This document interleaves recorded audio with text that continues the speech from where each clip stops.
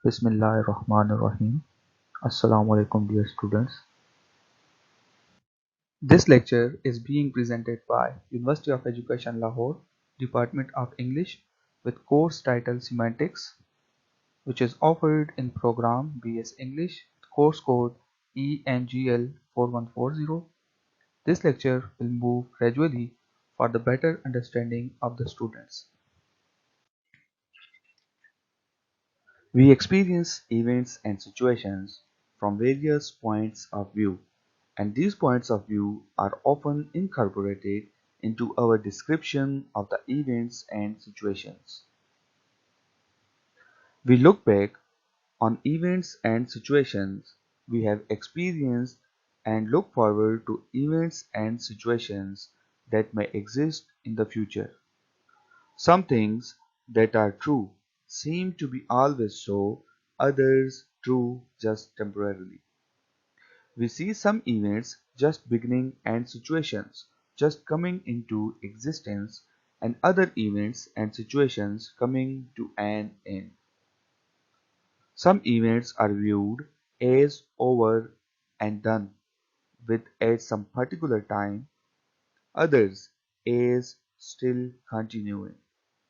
And the continuity may be a matter of constant status or constant change.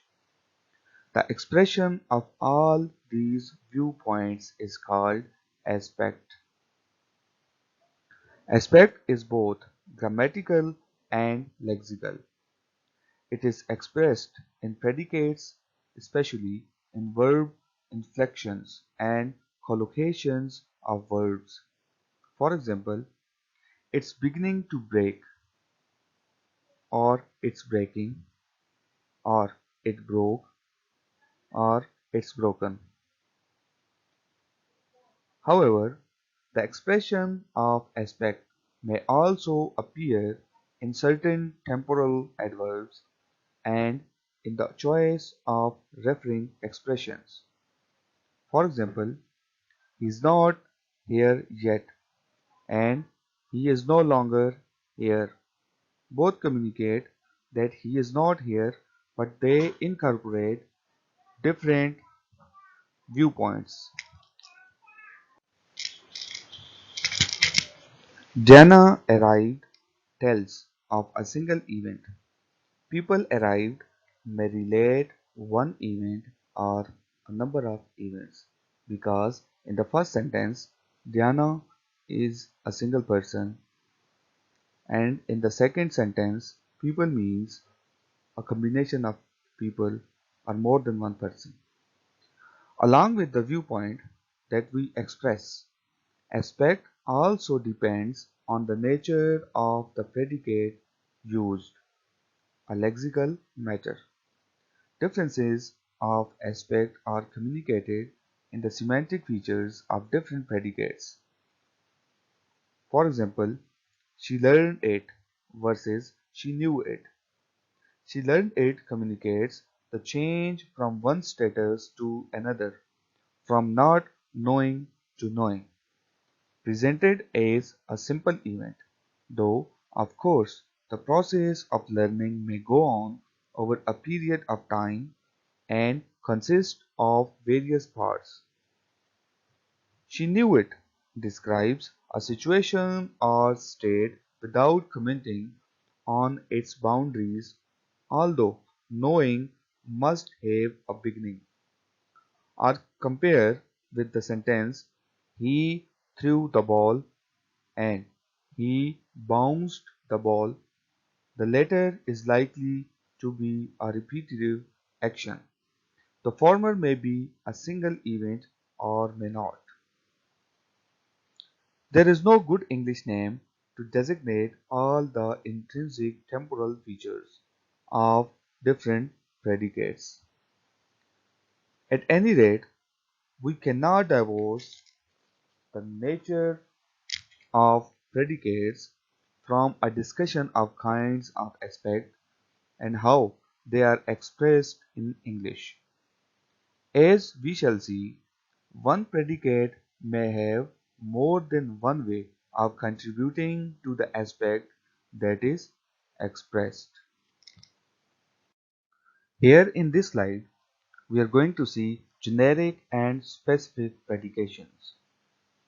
One thing which is worth remembering is that we are going to nominate sentences with numerical values 1, 2, 3 like, and we are going to nominate subtypes of same sentences with letters A, B and C. So let's come towards the point. Reference and aspect are similar in some ways. Referring expressions are noun phrases, and aspect is expressed primarily in the predicates of sentences.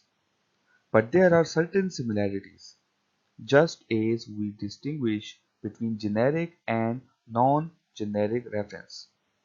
We can distinguish generic and non-generic aspect. If we compare sentences 1a to d with 2a to d below, sentence 1a, 2 and 2 make 4, 1b, rabbits or rodents, 1c, the Atlantic Ocean separates Africa and South America, 1d, a stitch in time saves time. So these sentences seem to be universal truth or some proverbs. Sentence 2a, George is here. 2b, I have a headache. 2c, the company manufactures silicone chips. 2d, Stella seems happy. These four sentences are normal situations of our daily life. So, sentences from 1a to d are eternal truths, statements about things that we do not expect to change. They report unbounded situations, are states. Sentences 2a to d, on the other hand, are about temporary states. They are bounded. There is nothing in the two groups of sentences as they are that indicates this difference. But the difference shows up in the fact that we can add certain aspectual modifiers, affirmative and negative, to the second group, which would seem out of place in sentences from 1a to d. In simple words, we can say that sentences from 1a to d are eternal truths, and we cannot modify the verbs used in these sentences. On the other hand, the sentence from 2a to d can be changed according to situation and aspect.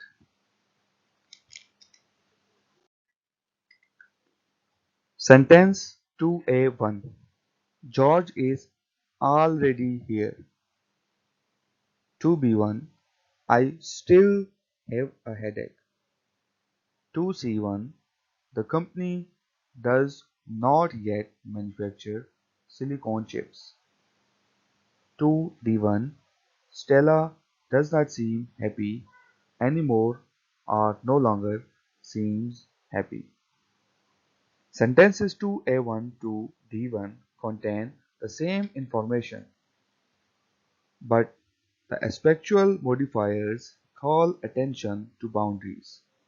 The beginning or the end of the states change from one state to another. Let's take one of these sentences, 2a, make it affirmative and negative, and add the four modifications to it in the next slide. George is here, and so on. The modifiers already and not yet call attention to the beginning of a state, which are used in all these sentences. George beginning here already indicates that the state has begun. There has been a change From George not being here to being here. Not yet or still not indicates that the state has not begun. Still and not anymore call attention to the end of this state, but with a reversal of polarity. Still informs us that the state being here has not ended, and not anymore or no longer says that the state of being here has ended. Number 2. Stative predicates and dynamic predicates. The sentences in 1a to d and 2a to d in the previous slide describe states that exist, whether permanent or temporary in nature. The predicates in these sentences are stative predicates. Other sentences report activities and have dynamic predicates. The change from one state to another is a dynamic event.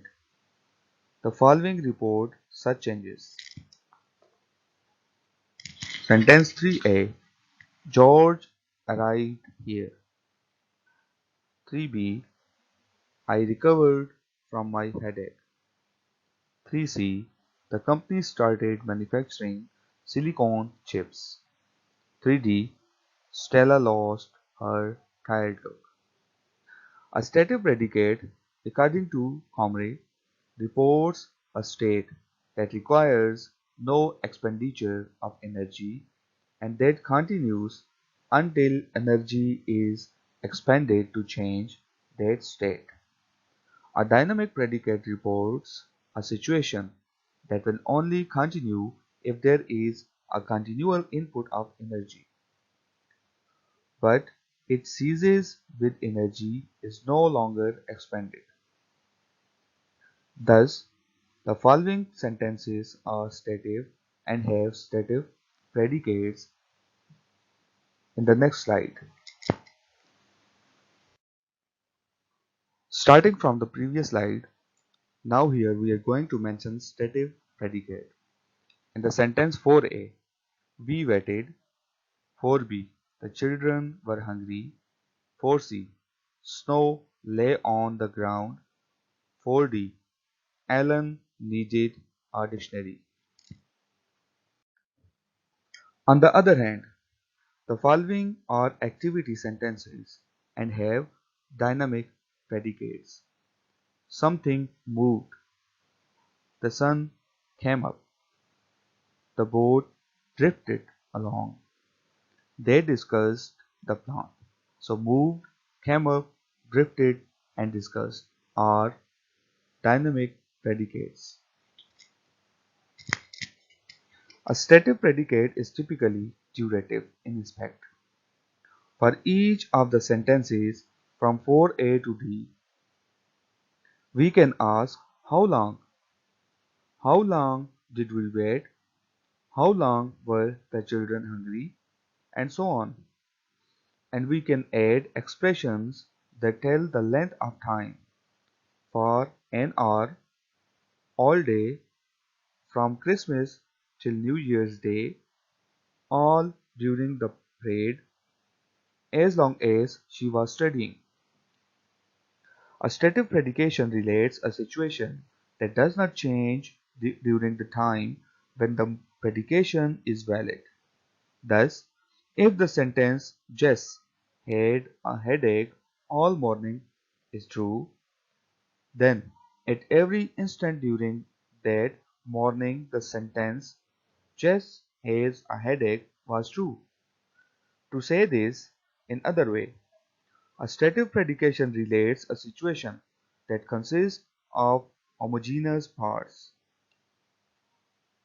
Here are other such stative verbs that suggest a continuing and unchanging state, but some of them, as we will see, can express change of state, can be activity predicates in certain contexts. Verbs that express feeling like abhor, adore, desire, enjoy, envy, fear, hate, like, long for, mind, prefer, regret, want, and wish.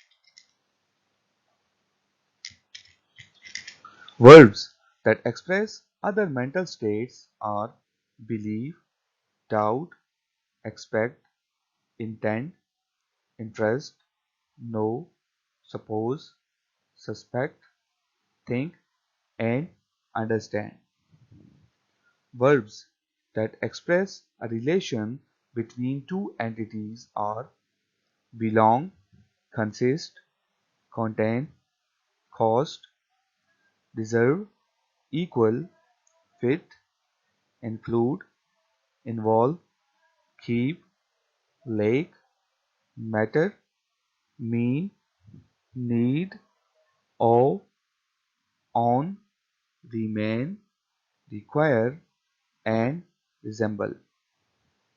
Verbs that express a physical stance or position are kneel, lean, lie, sit, and stand. Verbs that express non-action situations are remain, stay, and wait. Dynamic verbs include those that express some form of physical movement like come, drift, float, go, hop, jump, pound, rotate, run, swim, turn, vibrate, and walk. Verbs of communication are argue, complain, discuss, explain, invite, question, report, stay, shout, talk, translate, whisper, and write. Verbs of perception that involve doing something are feel, listen, look, aid, look for, smell, sniff, taste, and watch. If we consider the following sentences, Fred and Adele argue from morning till night, and the basketball team practiced from September till November. Thus, sentence 6a tells us that Fred and Adele argue at every moment from morning till night. In sentence 6b, if it is true that the basketball team practiced from September till November, does that mean that the sentence the basketball team is practicing was true at every moment from the 1st of September until the end of November? Certainly not. Duration is not the same from an activity as far as a state. Action is constant, but not necessarily continuous. Durative and punctual. In sentence 7, Albert kicked a ball and the ball struck a post. This sentence contains two verbs that have a punctual aspect. Kicking and striking normally designate actions that are momentary. Some other verbs that suggest a momentary action are flash, hit, jump, kick, and leap. These actions have essentially no duration. A sentence like Albert kicked a ball for 10 minutes has a repetitive meaning. Other punctual verbs such as arrive tell of a change from one status to another, not likely to be repetitive when only one person is involved. As in sentence, Diana arrived at the office a few minutes after 9. A number of punctual verbs of this type can be used in the present tense to express an event planned for a future time, like sentence 8a to sentence 8d. They leave or arrive tomorrow. The plane lands at 8:40. The shop opens next week and Mr. Edwards retires in May. But unplanned acts cannot be expressed this way, like he falls tomorrow, she dies next week, it vanishes soon.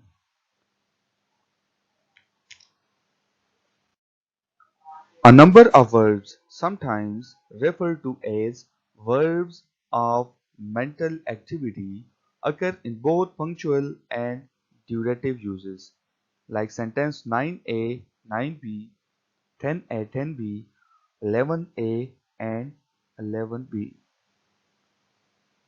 The A sentences express an event, the act of coming into a state of remembering, feeling, and knowing.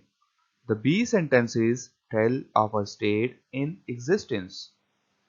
The A sentences express ingressive aspect, also called incoherent or inceptive aspect, the action of entering into a state. Sentences like 12a, Harry reminded me of the appointment, and sentence 12b, Harry reminded me so much of a fellow I used to know. This pair of sentences also contrasts a single event that initiates a state, 12a, and a state that can continue over a period of time like sentence 12b. But while the verbs in sentences like 9 to 11 are one argument predicates, reminded is a two argument predicate. Here, Harry causes me to remember the appointment. The verb reminded in 12a is a causative, and Harry names the agent that causes the new state. In English, a verb in the past tense can have a punctual or a durative interpretation. The said in the last row can be the equivalent of what is more precisely expressed as they sat down in the last row, or of they were sitting in the last row. It can also have a distributed sense, as in they sat in the last row every time they went to the theater. This sentence expresses habitual aspect, customary occurrence, distributed over various occasions.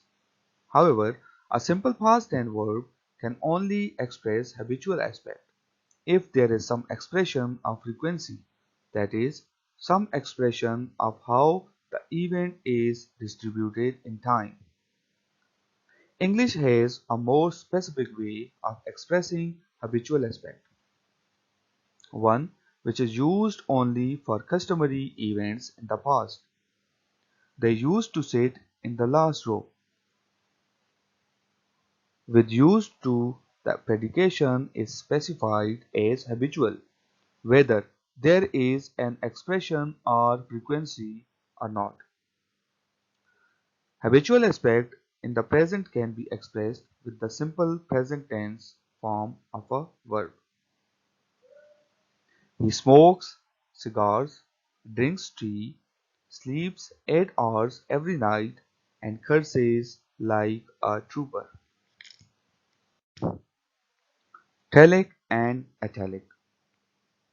The actions and events that are designated by dynamic predicates may occur within a brief instant or may stretch out over a longer period of time, and the difference may be due to external circumstances or to the nature of the action itself. A single act of hitting or falling cannot take long, but talking and walking are apt to continue for at least several minutes. Some acts, such as waking and arriving, may take a certain amount of time, but the act does not happen until it is complete. Now, what do the terms atelic and telic mean? Examine these sentences from 14a to 14d with comparative sentences before them. The sentences in 14a are stative and those in 14b are activities. Like George was waiting, waiting is something stative. In 14b, Sandra was swimming, swimming is an activity. If it is true that George was waiting and Sandra was swimming, for example, then we can report that George waited and Sandra swam. The predicates do not have an end or a goal. They are atelic. In contrast, 14c contains achievement sentences, and the sentences in 14d are accomplishments. If George was leaving, he did not necessarily leave.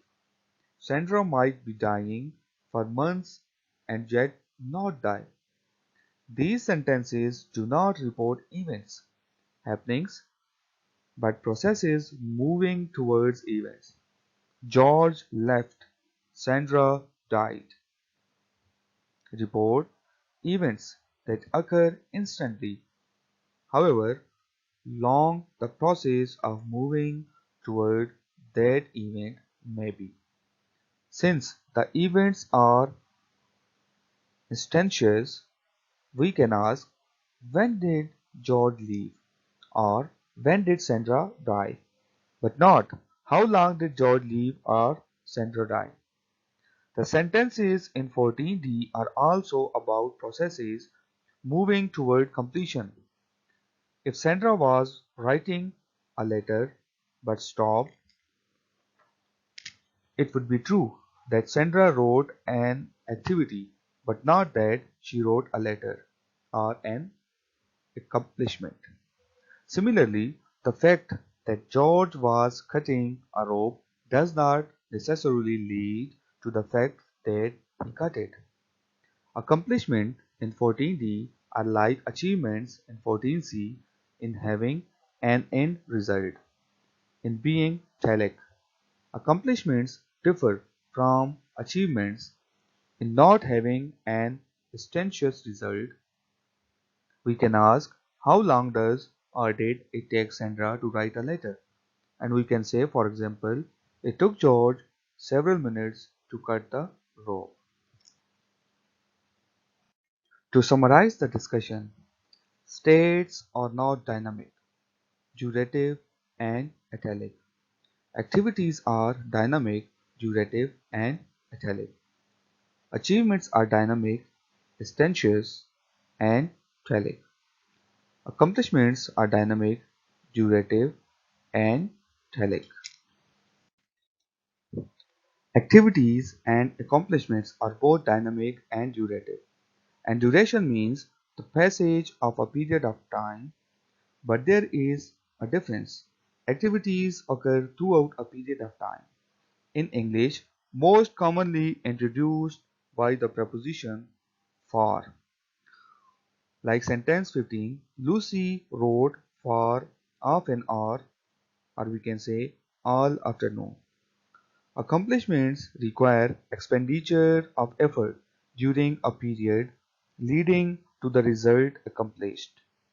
The period is most often introduced by the preposition in.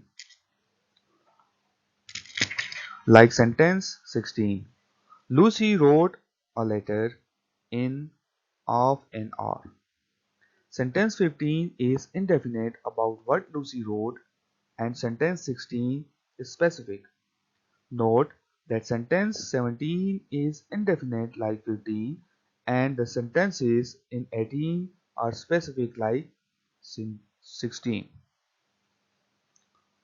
If a sentence tells of an unbounded activity, either because the verb has no object, as in sentence 15, or because the object is itself an unbounded noun phrase, as in 17, the activity takes place throughout a measurable duration.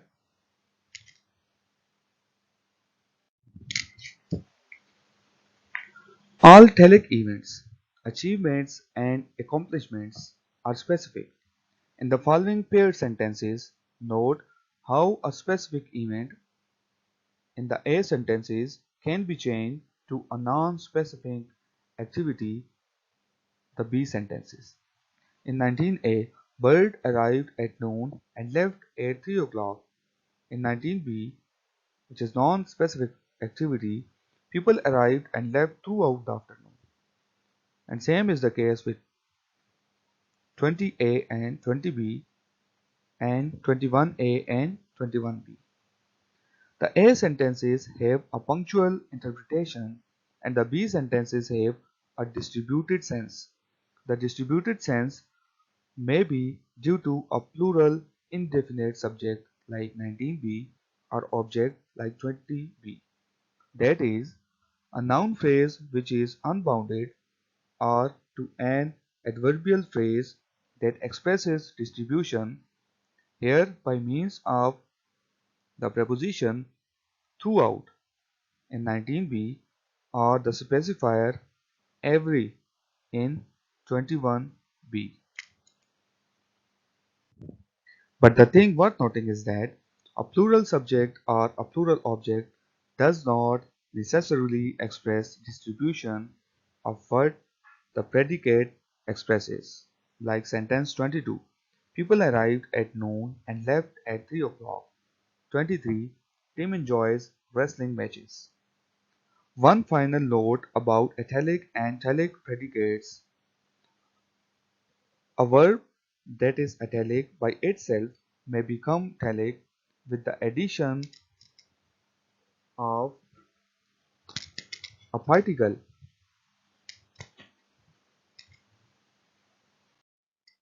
Prospective and retrospective. In sentence 38a, Fred figured his friends had already started the trip. 38b, Fred figured his friends were starting the trip just then. 38c, Fred figured his friends would soon be starting the trip. When a predicate such as figure is followed by a full clause, the verb in the full clause can have the complete range of tense and aspect modification. Consequently, the clause can report an event that is prior to the time of the main clause verb, like 38a, or simultaneous with it, like 38b, or subsequent to it, like 38c. In these three sentences, the friends starting has different aspects in relation to Fred's figuring. However, when a predicate is associated with a reduced clause, the verb of that reduced clause is more limited in the range of times it can express. It may express an event that is simultaneous with the main clause verb, or one that is earlier or later. That depends on what predicate is in the main clause. Let's start with these two sentences. 39a, we asked Ronald to drive slower, and 39b, Jessica is thinking of visiting her grandmother. In sentence 39a, our asking has to do with Ronald's subsequent behavior. In sentence 39b, Jessica's thinking obviously concerns something she may do later. We call such verbs as ask and think of prospective verbs. They are oriented toward later happenings. Note that it is the orientation that is important. Whether Ronald actually slows down or Jessica visits her grandmother is irrelevant. Now consider these sentences 40a and 40b. In both sentences, the clause is about something that did or did not precede the apologizing and denying. Verbs like apologize and deny are retrospective verbs. The previous action to which the verb refers is expressed in a following clause, always a gerund clause. and the previousness can be emphasized by the use of the retrospective or perfect form of the gerund, having missed. If there is a preposition, it is most often for. Note the difference a preposition can make.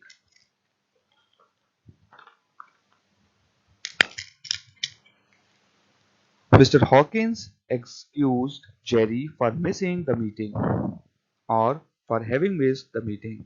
Necessarily reports an excuse being issued by Mr. Hawkins after Jerry missed the meeting. Not all verbs are prospective or retrospective.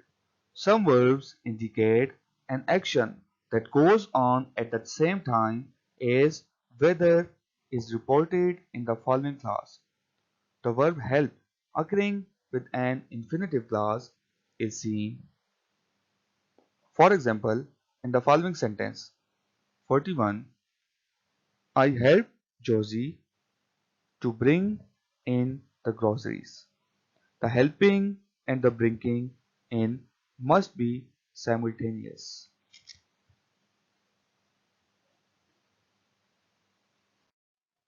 So let's summarize the lecture.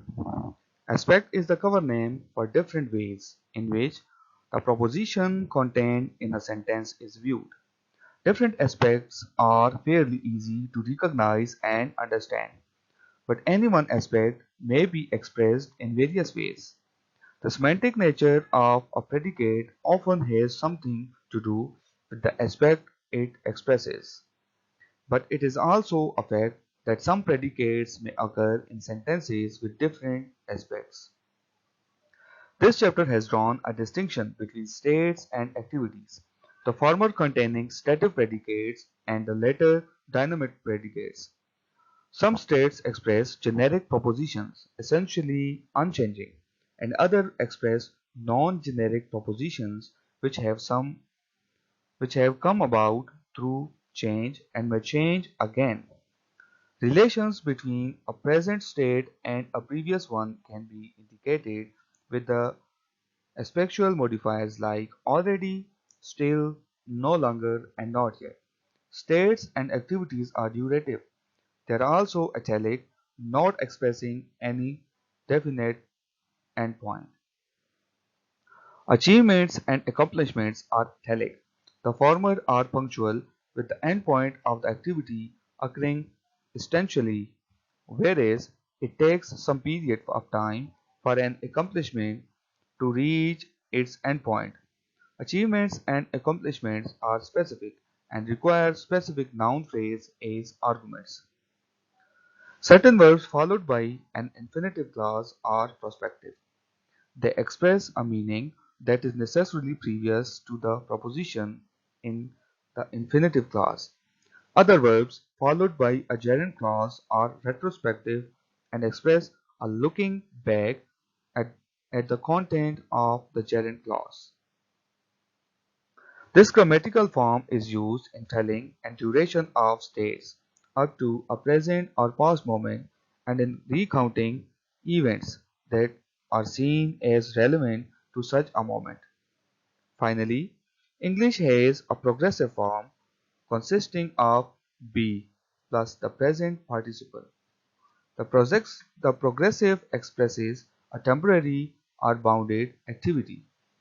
With achievement predicates, it expresses a process moving toward an occurrence.